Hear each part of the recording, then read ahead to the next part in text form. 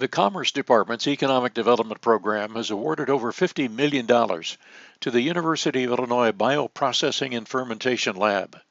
Director Eric Smith of the EDA's Tech Hub program was welcomed to the facility by Congresswoman Nikki Budzinski. First of all, welcome to the EDA, to Silicon Valley. Thank you. Working on trying to tag our region kind of in that special way, and obviously that all really was beginning well before our special Tech Hub designation, but the Tech Hub designation out of the CHIPS and Science Act, we're just so excited about, and it is such a such a special opportunity for us in this convergence of the unique assets that we have here in Central Illinois from our great community colleges. You're going to hear from the University of Illinois, obviously really helping to lead the way, but our private sector partners, our great leadership with our governor. So we have really all the makings of really a special mix to really blow this out as a really exciting new industry in our region, and we're so well positioned to do that. And this is an exciting day in Central Illinois to welcome the Economic Development Administration, Eric, to be here today to have a follow-up conversation on our IFAB designation. We were one of 12 communities that received funding out of the CHIPS and Science Act in the Tech Hub designation for biomanufacturing and fermentation.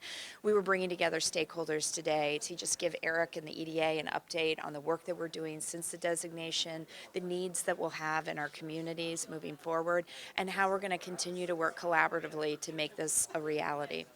That Central Illinois really has the assets and ingredients here to grow this industry. And this is an industry that we see as critical. When we're investing through the Tech Hubs program, we're looking at criticality, not just with respect to economic competitiveness, but also with respect to national security, and making sure that we have biomanufacturing capacity here in the United States is critical from a supply chain resilience perspective, and as the global economy diversifies and comes apart in a few ways. So we are seeing this investment as one and building on all of these collaborative resources here.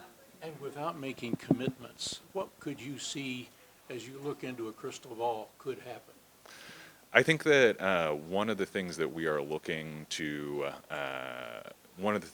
do here is to kind of avoid the need for another CHIPS-like investment. So we want to make sure that America continues to not just lead in biotechnology and biomanufacturing innovation, but also in production. And to do that, we need to make the investments in the facilities, in the workforce, in the businesses that really reside in regions like we have right here. Dr. Beth Connerty is director of the Bioprocessing and Fermentation Lab. So IBRL has been open for just almost 6 years now, and in that time, IBRL has worked with about 120 different companies. So those are all biomanufacturing companies. A lot of them are precision fermentation companies. So they're already coming and using some of these resources. And so what does that really mean for Illinois agriculture, economic development in Central Illinois? Tell me what the impact of that is. I think it shows that no matter where in the world these companies are located, that they're seeing value in the resources and the capabilities that Central Illinois has to offer. We are attracting talent from all over the country and all over the globe, and we're attracting interest from all of those places.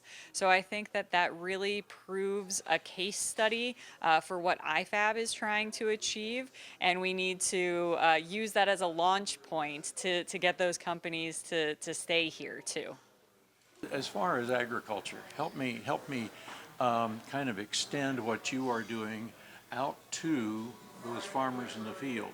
This project that was announced this morning, MGX, has that you're going to be working with, and tell me what you are going to be doing. What's your involvement with MGX, and where does that go eventually to help farmers? So our work with MicroMGX is to help them scale their process. So we've talked a little bit about precision fermentation and using microbes to create high-value end products.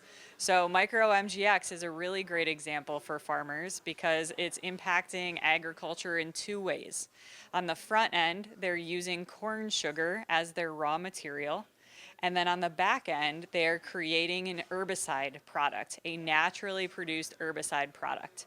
So as they continue to scale, the impact on both ends for agriculture will also continue to scale. They will use more corn sugar and they will produce more naturally sourced herbicide.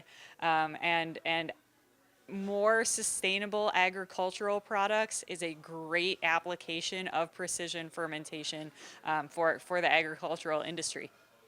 Decatur corn processors, ADM and Primient, will supply the corn syrup, and that brings in the Decatur Economic Development Director, Nicole Bateman.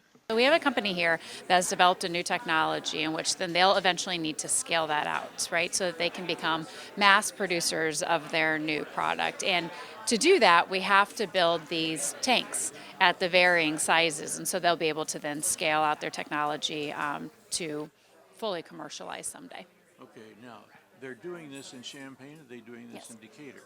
No, right now they're doing this in Champaign at Research Park. So this is a prime example of how you attract companies to build their technologies here, and then they can scale that eventually utilizing the facilities in Decatur. And then the hope is they will be able to be well capitalized enough to build their own facilities, and that could really land anywhere. We're sure that those will land, though, somewhere between Decatur and Champaign-Urbana. A lot of economic development then for Decatur and jobs and things like that. Absolutely. And so Decatur is really well suited because of the massive infrastructure we have: water, sanitary, sewer, power. We also have a host, an abundant host actually, of the third-party providers, electricians, pipe fitters, all those that will be needed to support these types of precision fermentation facilities.